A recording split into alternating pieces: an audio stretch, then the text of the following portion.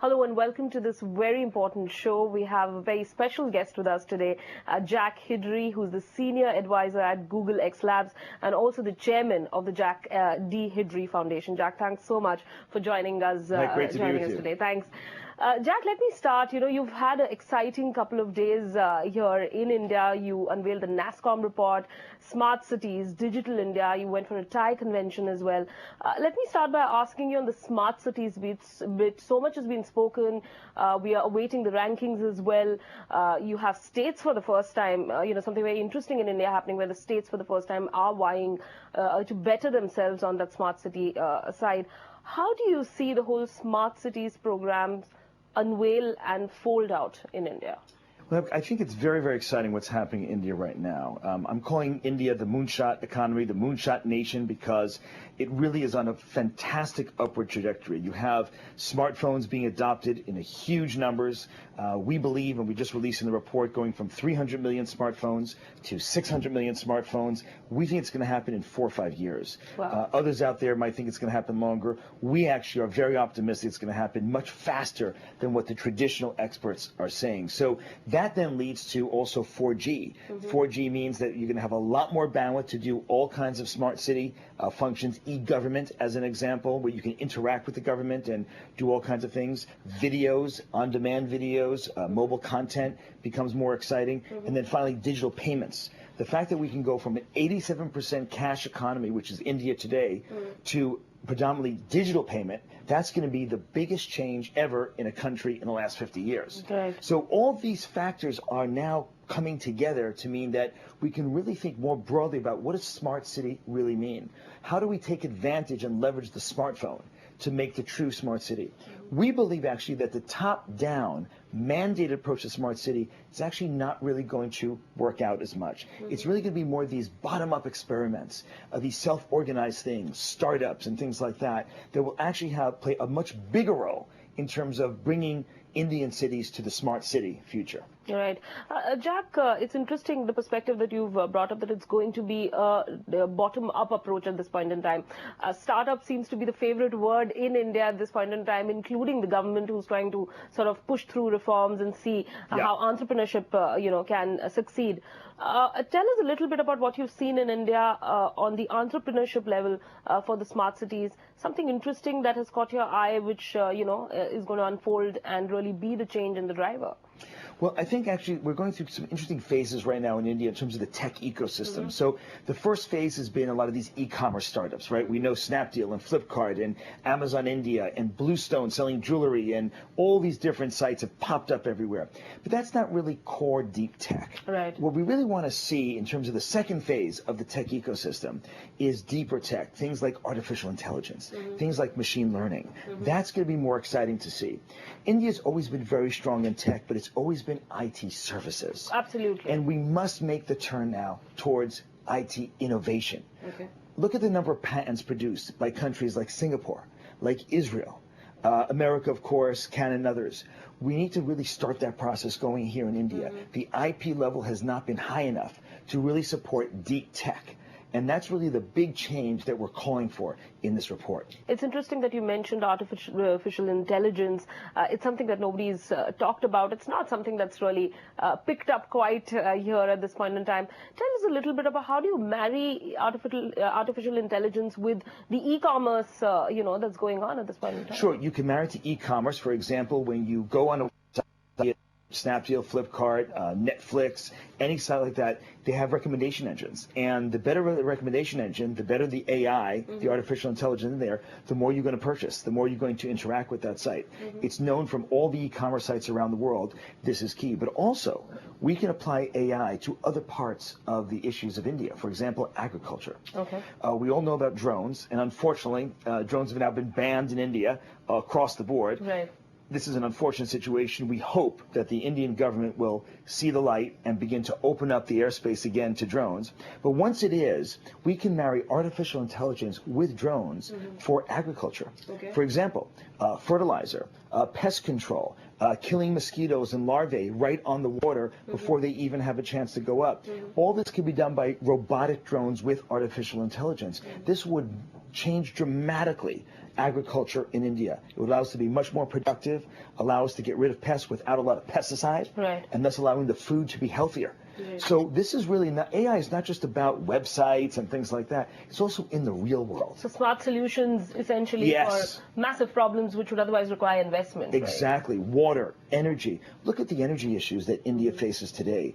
40% of India has no grid to speak of. Another 40% has a very unstable grid. Absolutely. Even during NASCOM, at the hotel we were staying at NASCOM, the power is going up and down at the #1 IT convention of the country.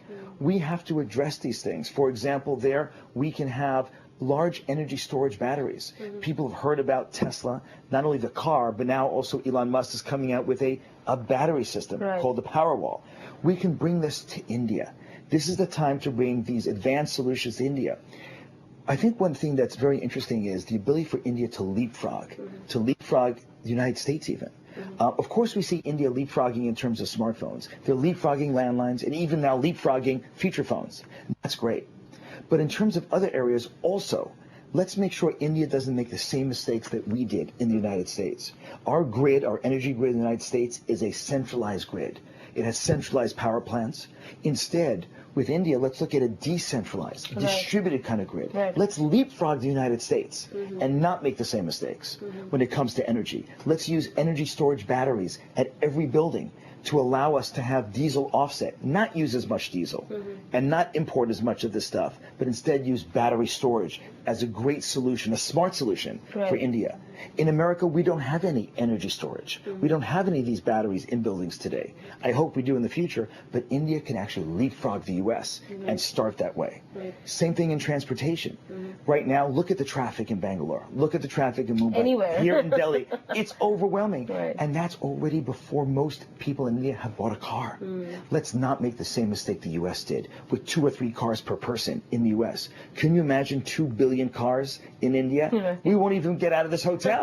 So, India has the opportunity to go with Ola Cabs, with Uber, India, with all these new solutions of shared resources, and to leapfrog over the 1-person, 2-car concept that we have in the U.S. Let's not make the same mistake as the U.S. Let's leapfrog and go to a better future, a smarter future.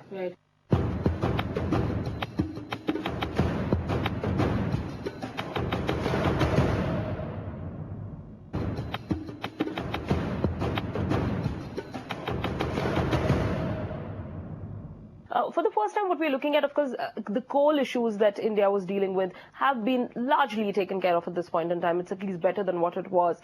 There's a lot of push towards solar energy, renewable energy. You're looking at a policy being put in place as well as we speak. How are you looking at that 150 gigawatt that the government wants to put in place? And what kind of a role do you see that play, in a smarter solution, smart city setup that one is hoping for?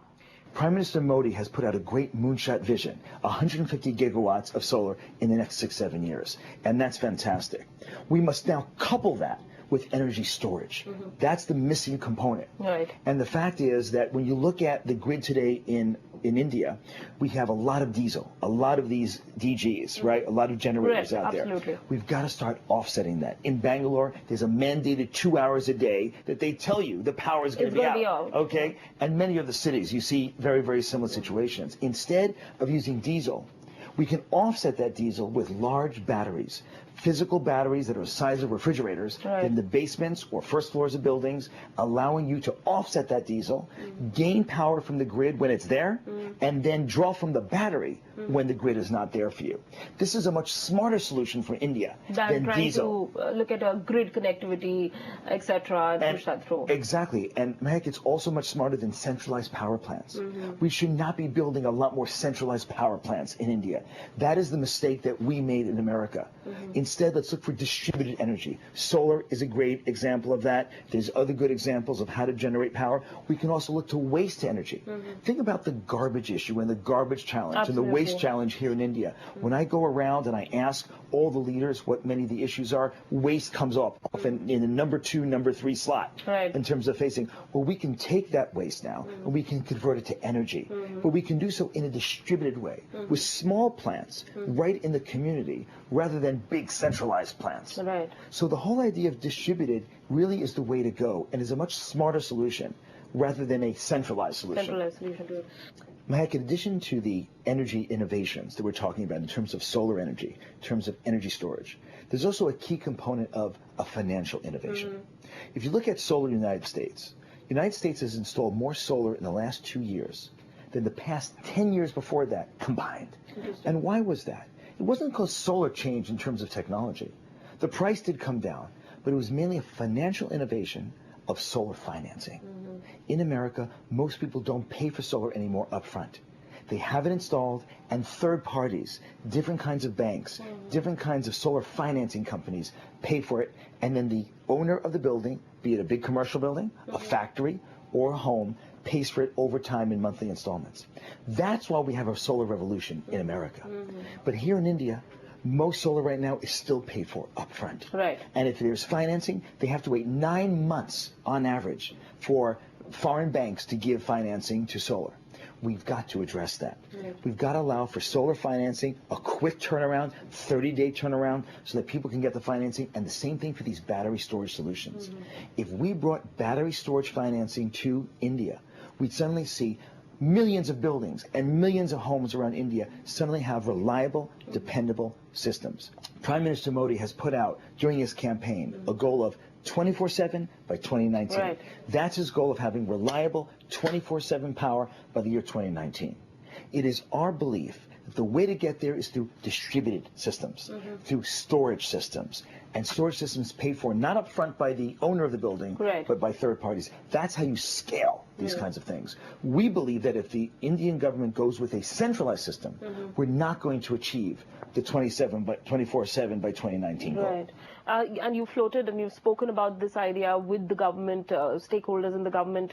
How's that reception to this idea been? And also, in terms of, do you think India as a market, the financial side of it especially, is open to something like that at this point in time?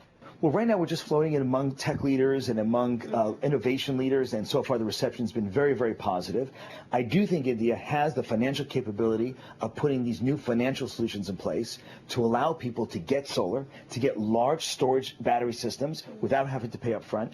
This will change the market dramatically and will allow us to, one, reach Prime Minister Modi's goal of 150 gigawatts of solar, but also set a new goal of having energy storage for every major building. Imagine this hotel itself not having to be dependent on a diesel generator and not importing as much diesel in India as we do today. Right. No, Jack, that's definitely extremely interesting ideas, and I hope, something on those terms works out. Looks like a smart solution to a big problem there. I'm going to shift focus a little bit, to smartphones and manufacturing. That's another push that Prime Minister Narendra Modi has been speaking about. In fact, we've also very recently learned that there's going to be a Make in India week, which is going to be an annual event starting next February. It's all going to be about innovation, technology. That's the theme that is being built on, like he did Vibrant Gujarat. My question to you is, in terms of manufacturing, we've seen smartphone manufacturing sort of pick up now in India. You have the Nokia plant which has come in. There are Micromax. Absolutely. And not just that, but not just manufacturing in India, it's sort of become a hub in terms of exporting outside as well. How do you see this play out in terms of manufacturing, and what is really the road ahead? Because after a long time, from ideas, etc., we've pushed to the Make in India manufacturing here. So tell us a little bit about that. Well, I think there's tremendous potential in terms of that. India has now become a great hotbed of design. So if you look at the smartphone market here, initially there were several foreign makers of smartphones who thought they can take over this entire market. That's not what happened. Instead, you had Micromax. You have Intex now. Many people outside the U.S. have never heard of Intex, but Intex is a very popular phone, and it's undercutting Micromax in terms of price range. And so when you look at it, there's even phones available here that we don't have in the U.S. Right here, I have with me my dual SIM card phone that I bought here in India. We don't have dual SIM card phones in the U.S. Lava is a company coming out with a four SIM card phone, a quad SIM card. I'm hoping to find that soon this week. But again, we don't have that in the U.S. So there's a lot of innovation happening here. One challenge, though, I think it's going to be interesting for India in terms of manufacturing is going to be automation. If you look at the motor sector here, the car making sector in India, it's a very robust sector, right? You have a lot of auto manufacturers, but primarily they have not yet utilized automation to the degree that other car manufacturers in other countries have used. What's going to happen when automation comes to India? So I do think that manufacturing is going to increase in India, but more and more it's going to have automation involved with it. Are we training the workers in India to prepare for this tsunami of automation that's about to hit? And that is going to happen. It's going to happen. You know it's going to happen. We can like it or not like it, but it's going to happen. It's happening all over the world. What allows Tesla to make cars in Fremont, California, right? One of the first new manufacturing plants out there that is manufacturing in the U.S. They took over that plant from GM. It was an inefficient plant. It got shut down by GM. Tesla bought it and put all robotics in, and those Teslas get pumped out by these robots with some human control as well. Well, here in India, the same thing is going to happen. And I believe that we need to now address the education system and make sure that we're helping the workers in India prepare for this level of automation, which is going to come.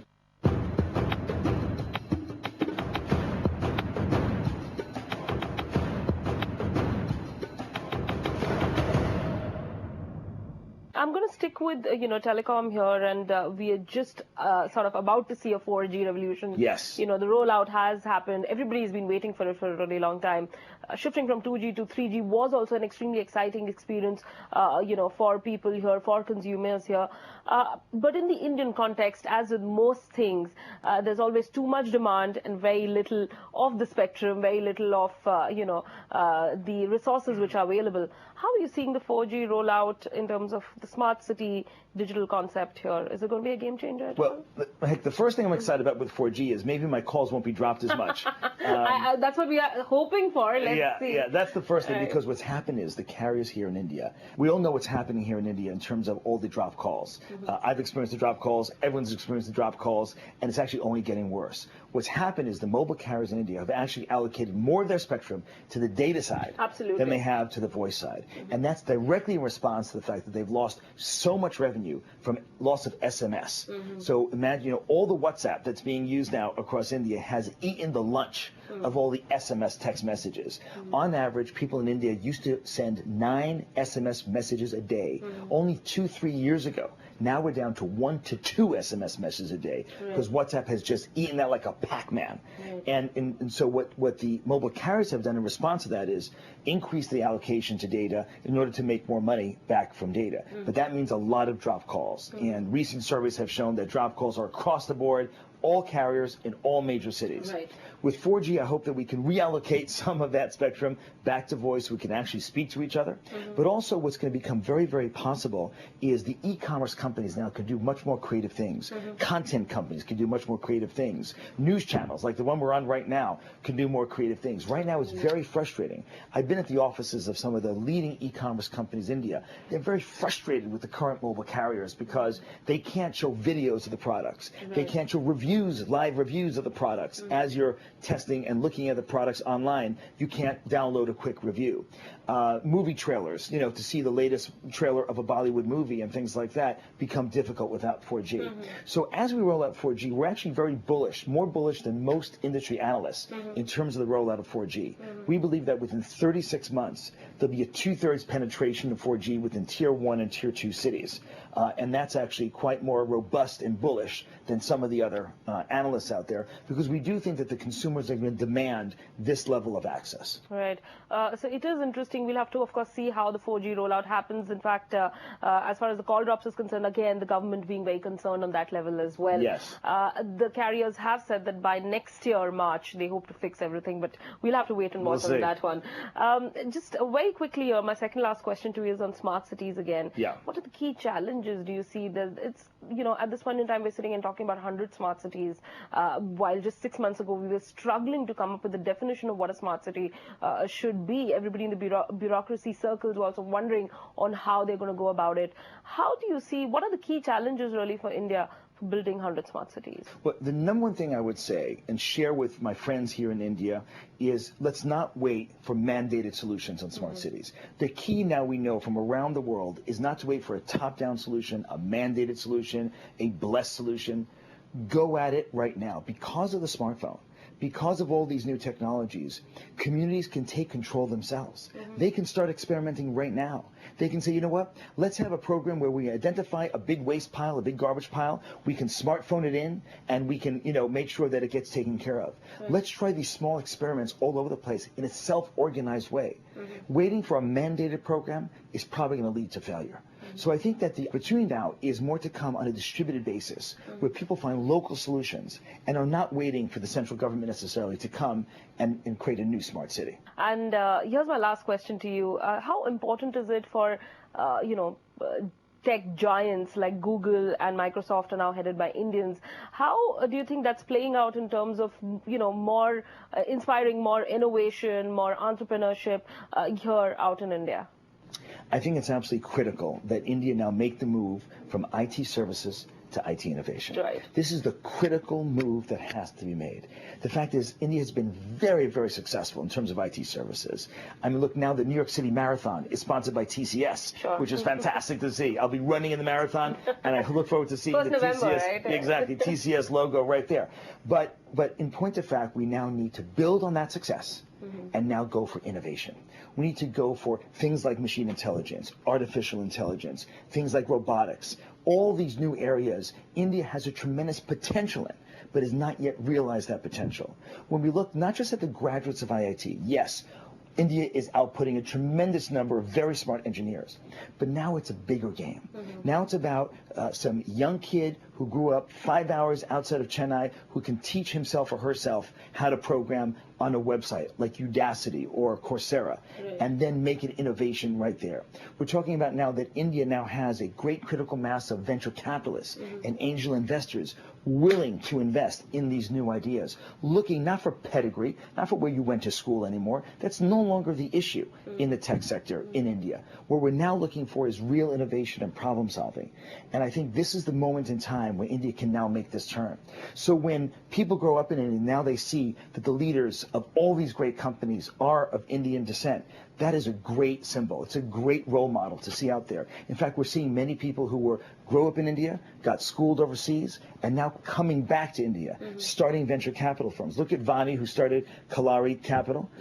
She came back in 2006 to start this venture capital firm, now been very successful after a whole career that she had outside of India. We're seeing more and more people returning to India, wanting to reinvest their time and money back in their home country. And that's a great signal. It's a great it's a great trend that we're seeing, but now we really need to translate that into an innovation strategy at the country level. Exciting times indeed ahead for India as well. Jack, thank you so much. It's been a pleasure talking to you. Great to be with you.